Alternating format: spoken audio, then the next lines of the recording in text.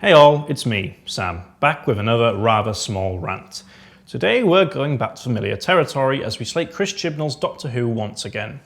Now, in the first episode of Small Rants, I nattered on about how Chris Chibnall was using fan service to misguide fans into thinking the writing in Series 12 was actually good, when the reality was, it wasn't.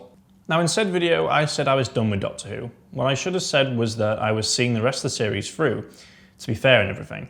The least I could do for some of the people who actually put effort into the show, unlike this lummox.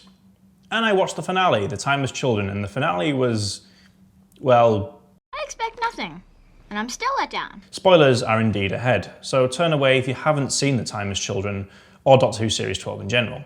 Also, I'm not really going to get into the story of the episode too much, because I presume if you're watching this video this far, you've seen the episode and you know exactly what happened, yada yada yada yada yada. You see, this rant is going to basically pull apart everything that happened with the Timeless Child reveal and the Cybermen shit. In this essay, I will... So basically, after the first part of this story, Ascension of the Cybermen, the Master takes the Doctor to Gallifrey, which he destroyed because he was pissed off with the Time Lords for keeping a secret away from them. Fair enough. He basically tells the Doctor that once upon a time there was this Gallifreyan who travelled the universe and found this gate that went to another universe or something. And at the gate, there was a child, who the Traveller decided to adopt as her own. Anyway, this Traveller basically brings the child back to Gallifrey. Whilst playing with a Gallifreyan boy, the child falls and dies and regenerates. What? The Master reveals that the child had the first ever regeneration on Gallifrey. So the Traveller basically did some experiments and found out about regeneration and infused the child's DNA with her own, and basically all of the Time Lords so they could all regenerate, but they limited that to 12 times each, and I'll come back to that point in particular. To cut a long story short, we found out that the Doctor is basically this child, the Timeless Child, and all her memories are wiped. She only remembers growing up as William Hartnell's Doctor. The Time Lords obviously kept this away from the Doctor and the Master, and the Master is so pissed off, he has part of the Doctor inside him that he just destroys Gallifrey. Ooh, you're odd. The Master decides to infuse himself with this Cybranium shit, and using the bodies of the dead Time Lords, he creates a hybrid race of Time Lord Cybermen, which look... Bruh. Look at this dude. Wait till you see the... No, no, no, no.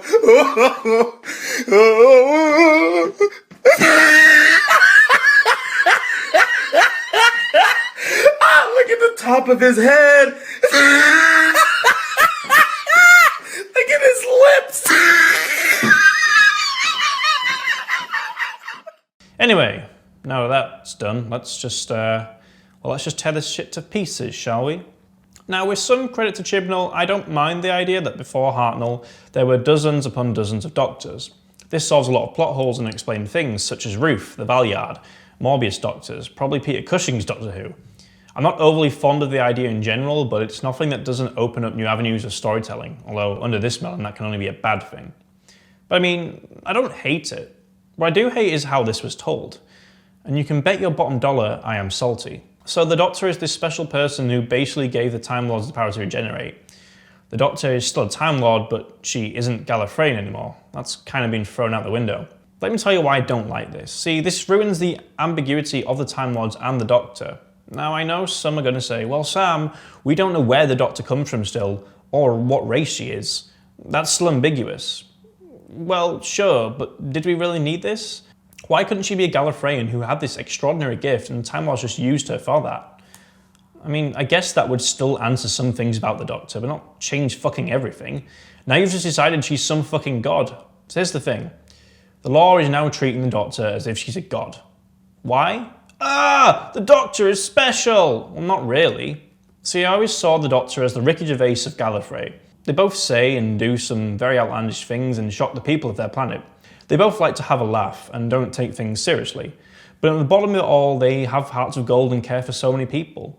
Well, aside from the 13th Doctor, who is too scared to talk about cancer with her friend because she's suddenly socially awkward for the first time in this regeneration, basically shitting on the character as a whole, and this never gets brought back up again, and it was insulting as fuck. Anyway, wait.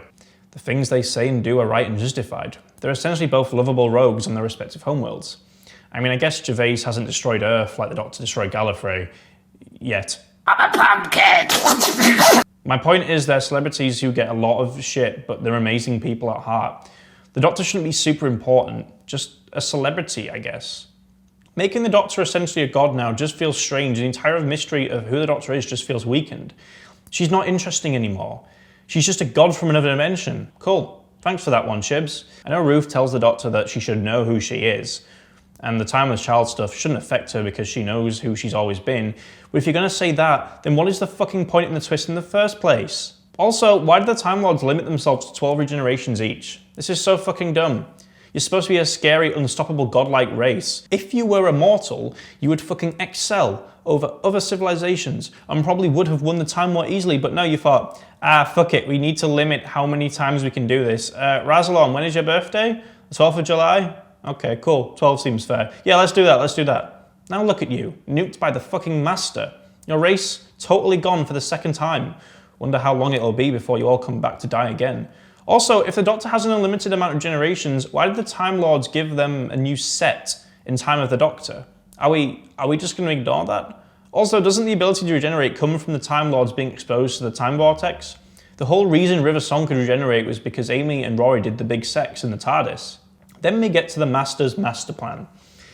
Just for the record, by the way, I love the Master's new actor, Sacha Dhawan. I've probably pronounced that wrong. Screw you, I don't care. I think he really tries with the shit he's been given, in the same way Peter Capaldi did with Stephen Moffat's writing. But I think the character is a massive step back, considering Moffat did something totally unique with Missy, the last incarnation of the Master, who is trying to be a better person and change her ways, which she does. But the next time we see the Master in Spyfall, he's just evil again, and we don't find out how he comes back. He's basically just, "Durr, evil Time Lord, durr," without a shred of depth to him at all. If he was the Timeless Child, it would explain why he became evil again and the whole genocide against the Time Lords thing. I'd much rather have that. I fucking hate you, you fucking hack. How in the fuck did you get this job? So yeah, the Master decides to combine Cybermen and Time Lord DNA together or something to create the ultimate race. Time Lords and Cybermen armor. Fucking what?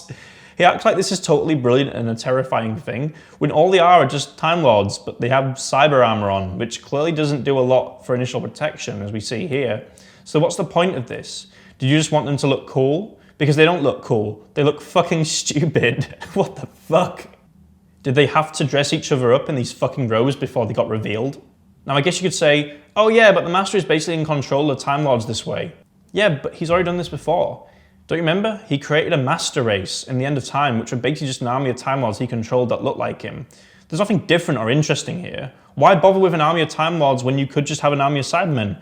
Oh, well, the Time Lords can just get back up after dying. So, the Master can just create loads of armies of them, with the Cybranium.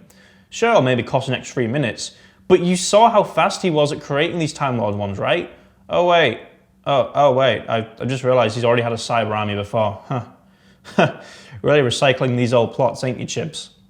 I've seen people say that this Time Lord Cyberman hybrid is the hybrid from Series 9. The Confused Adipose made a video saying that the hybrid of the Time Lords and the Cybermen were essentially the hybrid from Series 9. And he said this as if it was gospel, like stating this as facts. I mean, how do you know this? How do you know this is facts? What the hell are you talking about, dude? Jesus Christ. Anyway, the rest of the episode is just there. The companions do fuck all. The Doctor also does fuck all, to be fair. What an underwhelming final. Sure, big things happen, but they're done so poorly.